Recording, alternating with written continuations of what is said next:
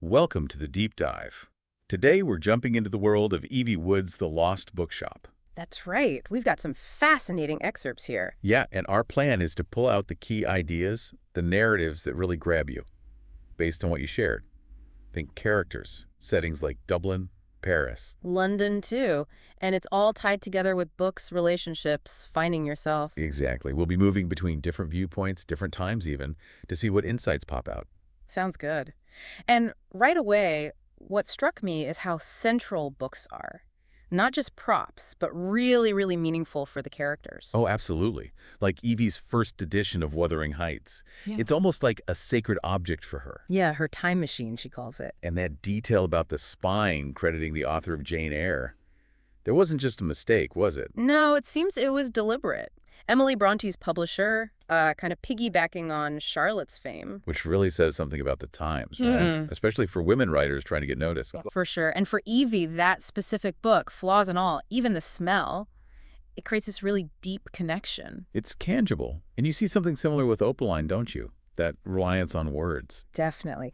In Paris, 1921, holding that Baudelaire translation of Poe gives her this sense of stability, like the words are solid, and maybe she can be too. That's a powerful idea. And then she ends up working at Shakespeare and Company, which just deepens that connection. It fits perfectly. Then you have Henry. Ah, yes, Henry. His whole thing is rescuing lost items, especially books. Right. And his research into Opaline and this mysterious lost bookshop on Halfpenny Lane, it drives him. It's like they're all drawn to the stories hidden away. They really are. And the bookshops themselves, they're described so vividly. Opaline being amazed by Shakespeare and A Company. real literary hub. And then Mr. Fitzpatrick's nostalgia shop in Paris. Oh, I loved that description, with the words painted on the stair risers. In a place called Lost, are strange things found. It's so intriguing, makes the shop feel alive like it holds secrets. It totally does. And speaking of secrets, Martha arriving in Dublin, And finding that book, A Place Called Lost. appearing out of nowhere in the basement. It feels significant, not just random, especially since it shows up again later, all beautifully bound. Yeah, it makes you wonder, are these books just part of the plot or something more? Do they have their own agency almost? That's a great question. Could they be, like, connecting the characters across time? It's possible. And then you've got Marcia's library mentioned, the first public library in Ireland. That adds this historical weight, underscores how important these places are. Absolutely. And we have to talk about the discovery of Emily Bronte's manuscript. Oh, wow, yes. Hidden in Charlotte's sewing box. Can you imagine Henry and Mary finding that? A direct link to literary history, just unearthed. Moments like that must just fuel their passion, push the whole story forward. It really feels like all these different threads.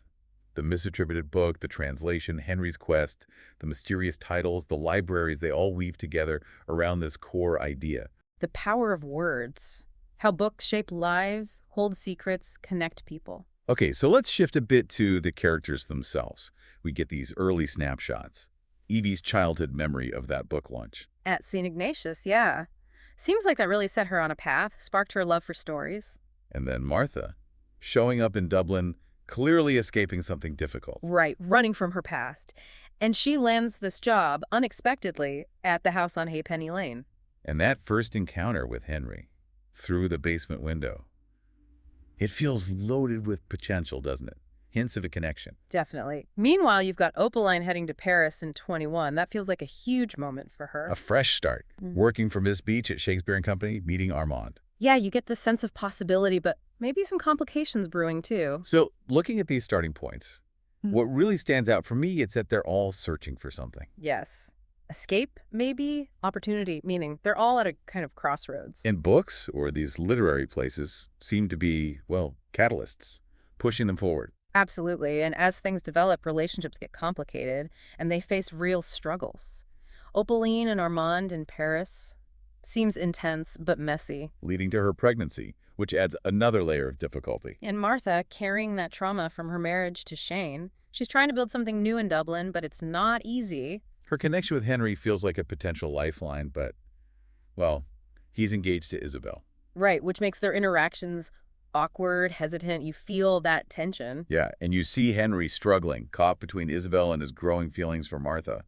That email he sends lost in research, tomorrow okay. It's just so much about where his head is at. Trying to juggle London and Dublin, his old life, and these new discoveries and feelings. And then there's Martha's relationship with Madame Bowden. That's unusual. Very enigmatic. Madame Bowden seems to know more than she lets on about the house, doesn't she? Adds this layer of suspense. Totally. And contrasting all that is the really harsh reality of Opaline's confinement. God, yes. In the Connaught District Lunatic Asylum. It's brutal. A stark reminder of how vulnerable people were, especially women, back then. Her desperation to escape. Yeah. It's genuinely heartbreaking. The story doesn't pull punches there. No, it doesn't. It shows their vulnerability, the tough situations they're in, and woven through all this personal stuff are the mysteries. Right. Henry's main quest. Yeah. Finding out about Opaline Carlyle and the lost bookshop. That's the spine of the mystery plot. But then you have the weird things happening in the house. The tree growing in the basement. Books just appearing on shelves. It suggests something. Well, maybe not entirely normal is going on, something almost magical. Or mystical, yeah. What could be causing it? Is the house itself special somehow? And finding out Opaline was confined and her brother was involved, that adds a much darker personal angle to why she vanished. Exactly. It shifts the mystery. And what about that tattoo on Martha's back? Oh, yeah. Lines of tiny script. How Yeah. does that fit in? Is it linked to the books? To Opaline? To the house's secrets? So many questions. And then finding out the truth about Martha's mother, her grandmother, linking these generations in Dublin.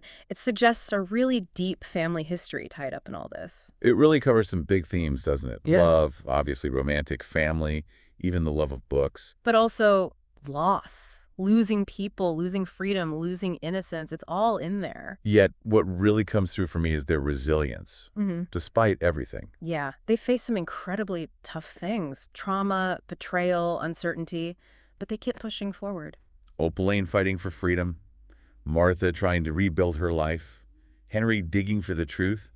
It shows that human drive to endure, to hope. It really does. So wrapping up this deep dive, wow, we've covered a lot, but it feels like just scratching the surface of the Lost Bookshop. Definitely. We've touched on the importance of the books, the shops, met these compelling characters. Seen their relationships develop, their struggles, and dipped into those intriguing mysteries. Hopefully, exploring these bits has given you some real aha moments, a feel for the story without giving everything away. Yeah, even just from these excerpts, you get such a strong sense of the atmosphere, the connections, the questions that linger. And look, if this dive into the Lost Bookshop has got you hooked, if you want the full story, well, the complete audiobook experience is out there. It really lets you immerse yourself in the whole narrative, uncover all the layers. Exactly. You can find the link to the audiobook in the description. Ready for your next deep dive. And maybe something to think about. How do the places we live in, the stories we find, like books, like this bookshop, how do they actually shape our own stories, our own understanding of who we are, much like it seems to have happened for the characters we talked about today?